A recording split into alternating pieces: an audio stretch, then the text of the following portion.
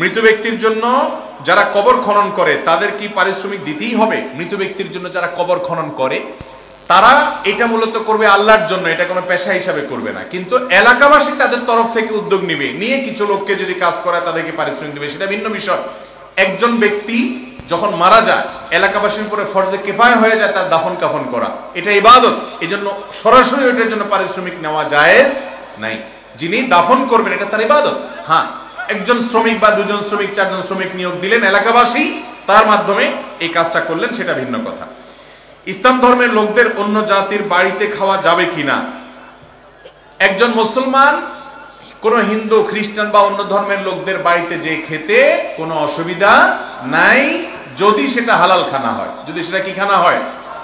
হালাল খানা। আপনি কোথায় যেয়ে খাবেন এটা আপনার ব্যাপার। এমনকি আপনার বাড়িতে বসে যদি আপনি হারাম খান সেটা জায়েজ হবে না হারাম হবে? কোন ইমাম সাহেবের বাড়িতে যায় যদি বসে হারাম খান জায়েজ হবে না হারাম হবে?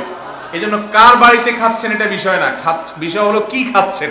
খানাটা যদি হালাল হয় যে কোনো জায়গায় খেতে পারেন, খানাটা যদি হারাম হয় বাইতুল্লাহর মধ্যে বসে খেলেও সেটা কি হবে? হারামই হবে। এই জন্য কি খাচ্ছেন সেটা হলো দেখার বিষয় মূলত। এরপরে প্রশ্ন হলো, শুনেছি একজন হাফেজ ছেলে তার পরিবারের 10 জনকে জান্নাতে নিয়ে যেতে পারে, কথাটা কতটুকু সঠিক?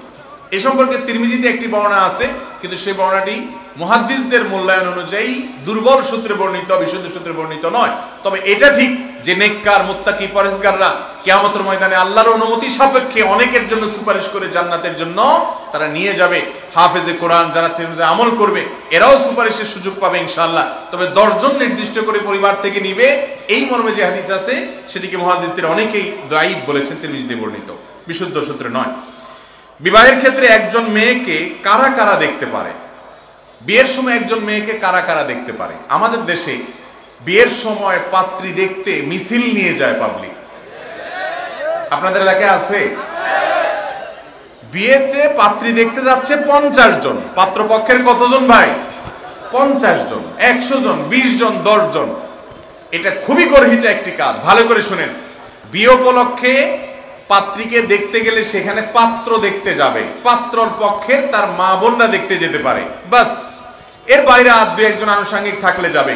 দলে দলে মানুষ যে সেখানে পাত্রী দেখা, সেও আবার গরু ছাগলের মতো হাঁটে, পাত্রীর নাক দেখে, চোখ দেখে, কান দেখে, দাঁত দেখে, পাও দেখে, উঠায় দেখে, বসায় দেখে, হাঁটায় দেখে, খাড়ায় দেখে, সামনে দেখে, পিছে দেখে, মনে হচ্ছে গরু কিনতে গেছে বাজারে। এটা খুবই গর্হিত একটা বিষয়। নারীকে সম্মান দিতে হবে, নারী আমার বোন, নারী আমার মা।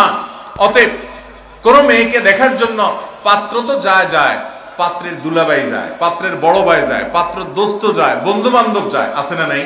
ভাগিনা যায়। দুলাভাইয়ের কাজটা কি? বিয়ে করবে পাত্র, দুলাভাইয়ের সেখানে কাজটা কি? এই দুলাভাইয়ের বেটা যায় তো যায়, আবার যদি তারে বলতে দেরি হয় বা তাকে না বলা ছাড়া শালা বিয়ে করতে যায়, তাহলে শেষ, এই বিয়েতে আসে নাই। আপনাদের এলাকায় আছে এগুলো? এগুলো গুনাহের কথা, হারাম। যে বিয়ে করবে পাত্র সে দেখবে, বিয়ে হওয়ার পর শ্বশুর দেখবে, এমনকি শ্বশুরও বিয়ের আগে দেখবে না, বিয়ের আগে শুধু পাত্র একা দেখবে, আর পাত্র মা মেয়েরা দেখবে। একটা মেয়েকে আপনি দেখলেন 5 জন 10 জন মিলে, পছন্দ করলেন না, ধুয়ে আসলেন, আরেক পক্ষ দেখলো, তার মন ভাঙে, তার মন খারাপ হয়, পরিবারটা তুচ্ছ তাচ্ছিল্যের মধ্যে বা কোণঠাসা পরিস্থিতির মধ্যে পড়ে, এটা জায়েজ নাই। এই জন্য পাত্র দেখার ক্ষেত্রে অনাচার বন্ধ করতে হবে। এরপরে প্রশ্ন হলো, আমার বয়স 19 বছর, এখনো মুখে দাড়ি উঠে নাই, আমি কি কোনো ঔষধ, তেল ইত্যাদি ব্যবহার করতে পারবো? আমরা ফেসবুকে বিভিন্ন তেল ইত্যাদি দেখতে পাই, সম্ভবত এই যুবক দাড়ি গজানোর জন্য তেল দিতে চাচ্ছেন। আলহামদুলিল্লাহ, অনেকে দাড়ি রাখতেই চায় না, এর যুবক দাড়ি গজানোর জন্য তেল দিতে চায়। কিন্তু তারপরে বলবো, এই জাতীয় তেল ইত্যাদি এগুলো স্বাস্থ্যের জন্য বেশিরভাগ ক্ষেত্রে ভালো হয় না, স্বাস্থ্যের জন্য ক্ষতিকর হয়, এমন কিছু করা জায়েজ নাই। আল্লাহ বলেছেন, ওয়ালা তুলকু বিআইদিকুম ইলা তাহলুকা, তোমরা নিজেদের ক্ষতির দিকে ঠেলে দিও না। এই জন্য যদি এগুলো ব্যবহার করলে দাড়িতে অসুবিধা হয় বা ত্বকে অসুবিধা হয়, সেগুলো দেওয়া জায়েজ নয়। ছেলেপক্ষ মেয়ের বাপের বাড়িতে গিয়ে যে বরযাত্রী হয়ে শত শত লোক খাওয়া দাওয়া করে, এক্ষেত্রে ইসলাম কোন সীমারেখা ঠিক করে দিয়েছে কিনা যে এতজনের বেশি যেতে পারবে না? খুব সুন্দর এবং দরকারি একটা প্রশ্ন। ভাইরা আমার, বিয়ে করতে গিয়ে এই অনাচারটা করেন নাই এমন মায়ের ছেলে এই মজলিসেও খুব কম আছেন। এটার নাম দিছে আমাদের দেশে বরযাত্রী, আমি এটাকে সবসময় বলি বদযাত্রী। কেন বদযাত্রী বলি? বিয়ে উপলক্ষে ছেলে হিসেবে আপনি যাচ্ছেন বিয়ে করতে, আপনার সাথে দুইজন সাক্ষী থাকবে, আপনার অভিভাবক থাকবে, কয়েকজন থাকতে পারে যৌক্তিক, কিন্তু আপনি কি করছেন, বিয়ে উপলক্ষে রীতিমতো চুক্তি করতেছেন যে আমাদের তরফ থেকে 200 লোক যাবে। আপনাদের এলাকা হয় এগুলা? 300 লোক লাগবে, 500 লোক যাবে, তাদেরকে খাওয়াইতে হবে। কে? মেয়ের বাপ। বিয়ে উপলক্ষে একটা মাত্র খাওয়ান আছে, সে খাবারের আয়োজনটা করবে কে? ছেলে। সে খাবারের নাম কি? ওয়ালিমা। এই ওয়ালিমা খাওয়াবে ছেলে। একটা আস্ত মেয়ে একটা সংসার থেকে উঠে চলে আসবে, সারা জীবনের জন্য আপনার বাড়িতে থাকবে, এই উপলক্ষে খুশির ছোট আপনি সবাইকে খাওয়াবেন, নতুন বউ ঘরে তুলছেন, ওই বেচারারা মেয়েরে বিদায় দিয়ে দিচ্ছে, মেয়েটা চলে যাচ্ছে, মনটা ভেঙে খান খান হয়ে যাচ্ছে, এরপরে আবার 200-300 মানুষ বসে বসে খাওয়াবে, কি দুঃখে।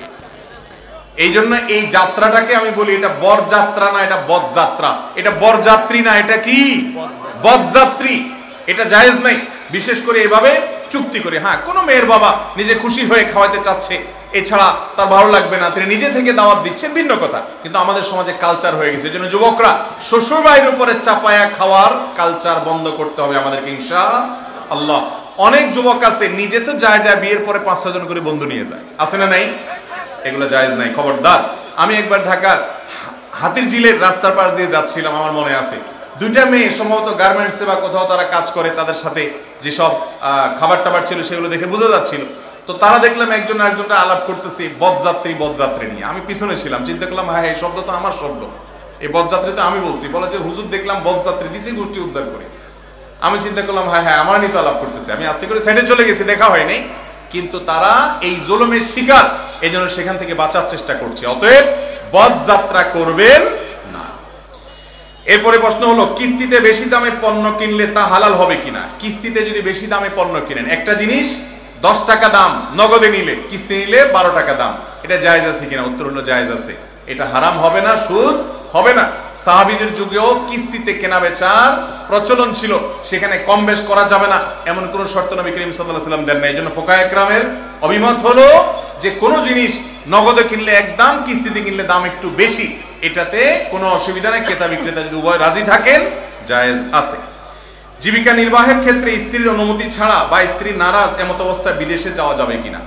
আপনার স্ত্রী যদি আপনার উপরে অসন্তুষ্ট থাকে, আপনি বিদেশে যেতে চান এবং আপনি সেখানে গেলে তার চরিত্র সে হেফাজত করতে পারবে কিনা রিস্ক আছে, সে নিজের ব্যাপারে নিজে শঙ্কা করে, অথবা ডাইরেক্ট বলে না কিন্তু আপনি আশঙ্কা করেন, তাহলেও আপনার জন্য বিদেশ যাওয়া জায়েজ নাই। যারা বিদেশ যান, প্রবাসে থান, উপার্জন করার জন্য যান, আমি বলি বিয়ের আগে যাবেন, বিয়ের পরে যদি যান বউ নিয়ে যেতে পারলে যাবেন, আর না হলে প্রবাসে ভাবে থাকবেন না। কারণ প্রবাসে যেতে হলে আপনার 2টা ভিসা লাগবে, এক হলো যে দেশে যাবেন ওই দেশের ভিসা, আর একটা হলো বউর কাছ থেকে ভিসা নিতে হবে। বউয়ের কাছ থেকে ভিসা নেওয়া মানে হলো অনুমতি নেওয়া যে তুমি যাও, আমার কোনো অসুবিধা নাই, আমি নিজেকে সেফ রাখবো, নিরাপদ রাখবো। বহু প্রবাসী ভাইরা আছেন, তিনি পরিবারের জন্য জীবন শেষ করে দিচ্ছেন, এদিকে বউ পরকীয়াতে বা কোনো হারামে লিপ্ত হয়ে গেছেন, কারণ কোনো উপায় নেই।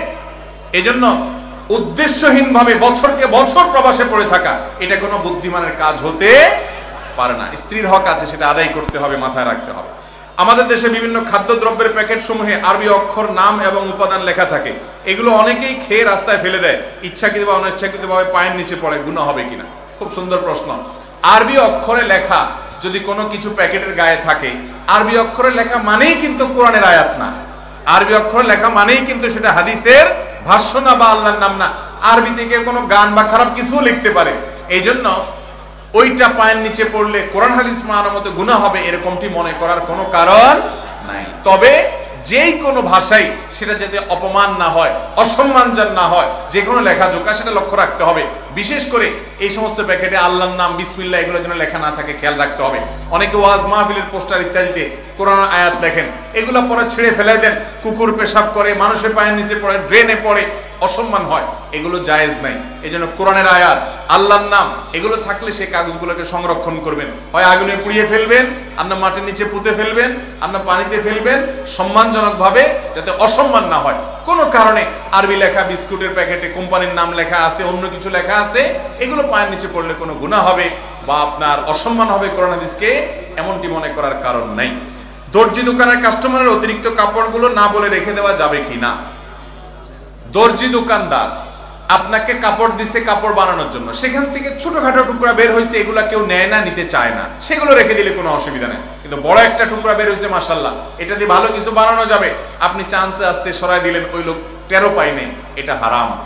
আর যদি এমন হয় যে ওই লোকের এটাকে নিবেই না, আপনি জানেন তার অভাব নাই, তাহলে সেটা আপনি রেখে দিতে পারেন। কিন্তু আপনার দায়িত্ব হলো বড় বা এটা দিয়ে কোনো কাজে আসবে মনে হলে সেটা কাপড়ের সাথে অবশ্যই ফেরত দেওয়া। পরে মহারণা ও কাবিনের মধ্যে পার্থক্য আছে কিনা? মহারণা এবং কাবিনের মধ্যে পার্থক্য কি? মহর হলো স্বামী তার স্ত্রীকে যেটা দেয়, যে টাকাটা দিতে হয় ধার্য করে, এটা মহর। এটা তো দেওয়া লাগে না, এটা শুধু লেখলেই হয়, তাই না? আপনারা কি দেন না শুধু লেখেন?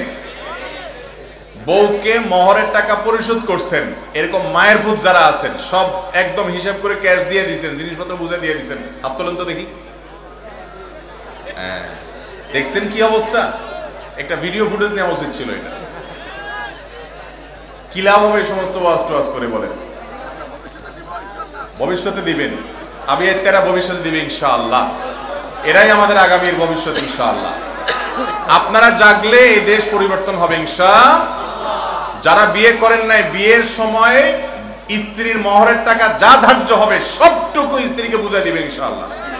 নিয়ত করবেন তো ইনশাআল্লাহ?